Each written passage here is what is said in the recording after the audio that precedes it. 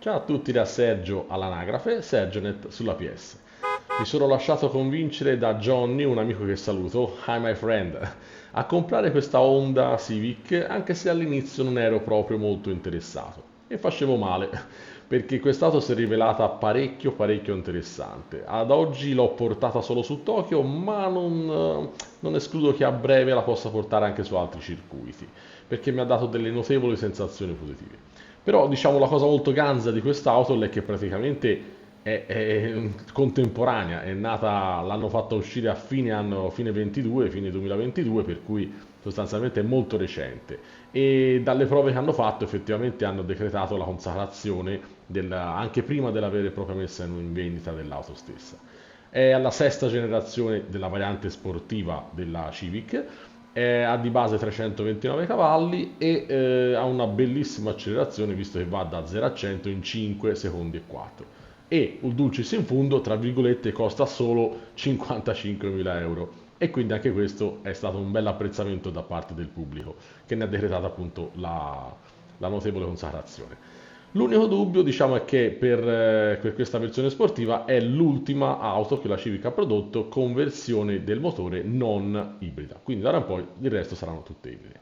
Per il nostro gioco, come vedete, la possiamo comprare in Brand Central, andiamo nello showroom ed eccola qua, la nostra Honda Civic Type R FL5 del 2022 appunto, uscita nel fine 22.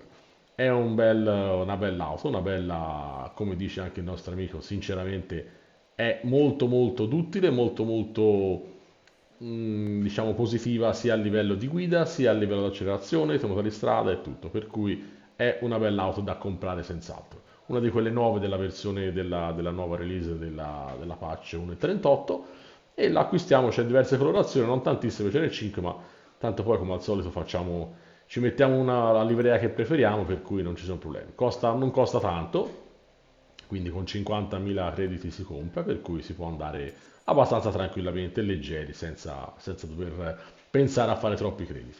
Allora, come prima cosa, non ve l'ho mai detto, ma di solito quando compro un'auto nuova, duplico il setup iniziale. Perché? Perché almeno posso avere quelle che sono le varianti iniziali, quelle di stock, di tutte quelle che sono le sospensioni, eccetera. Da stock, come esce da stock. E quindi mi creo subito, la prima cosa che faccio, un duplicato del setup iniziale, di modo che almeno quello che vado ad acquistare va sul nuovo setup e mi tengo le cose iniziali. La prima cosa che facciamo sul GT Auto è allarghiamo la carrozzeria, la mettiamo un pochino più larga, più simpatica, anche più carina anche alla vista, per cui poi con queste animazioni mi fanno sempre schiantare, la carrozzeria, quelli che la tirano, vabbè, lasciamo perdere, fanno morire da ridere. E vabbè, andiamo avanti. Non facciamo altro da questa parte, mentre nella personalizzazione compriamo un po' di cosine. Si parte dalle ruote. Le ruote potete scegliere sempre come al solito quelle che preferite. Io ho queste, mi garbano un monte.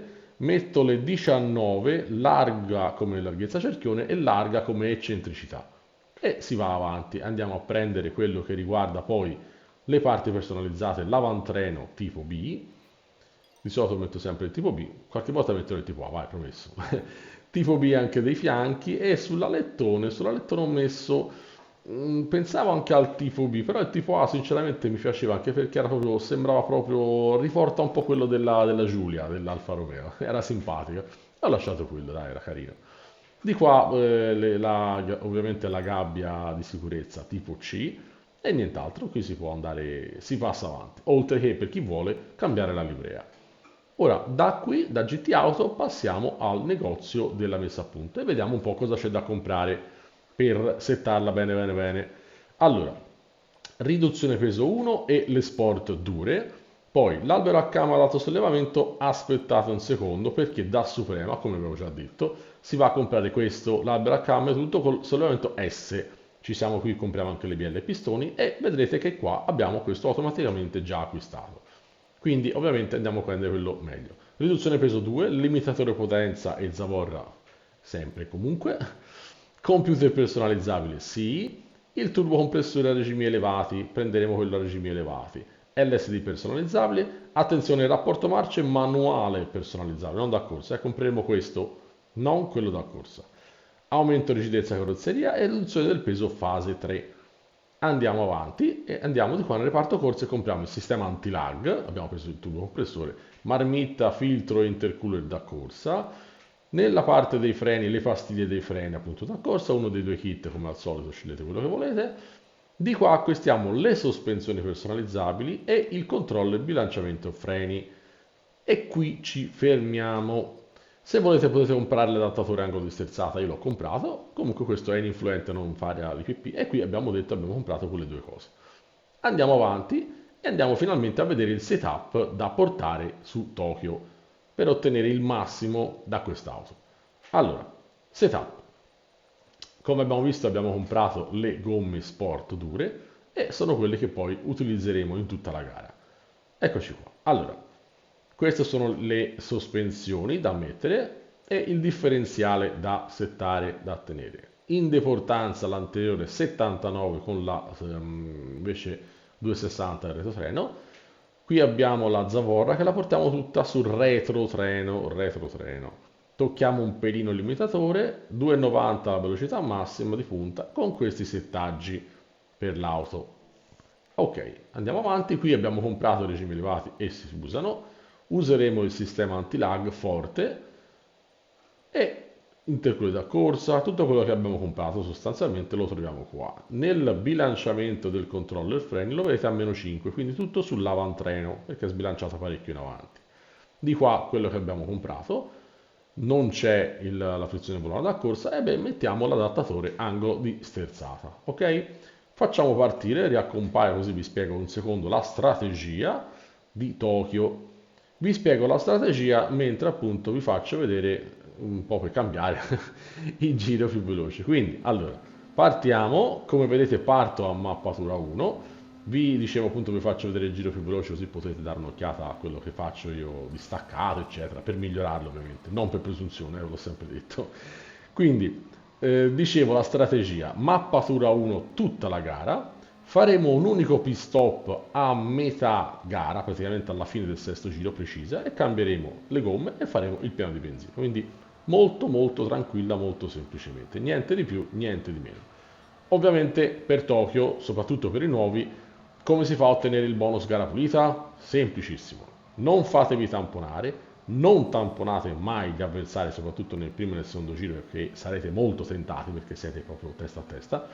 E non tagliate il cordolo finale dove c'è l'ultimo tornante prima di rientrare sul rettilineo che è finale iniziale praticamente. Sempre nello stesso tornante, che tra poco ci arriviamo, non buttate giù i birilli, perché se li buttate giù il bonus gara pulita ve lo sognate.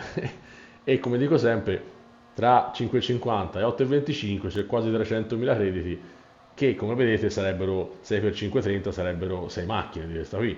Quindi sinceramente si può ottenere. Questo è il tornante che vi dicevo.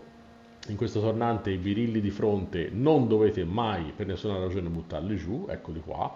E il cordolo di destra stateci larghi, toccatelo se volete, ma non ci andate sopra decisamente perché sennò vi sega di brutto il bonus di gara pulita e come dicevo non è il caso. Ora, stavolta per fortuna ho predicato bene e ho razzolato bene uguale, delle volte non mi riesce nemmeno a me perché e sono umano anch'io, non sono un top player, sono un normal player, come mi piace denominarmi. E questo è il giro che ho fatto più veloce con un bel 2.09, mi sembra, sì, 2.09 netto praticamente come tempo.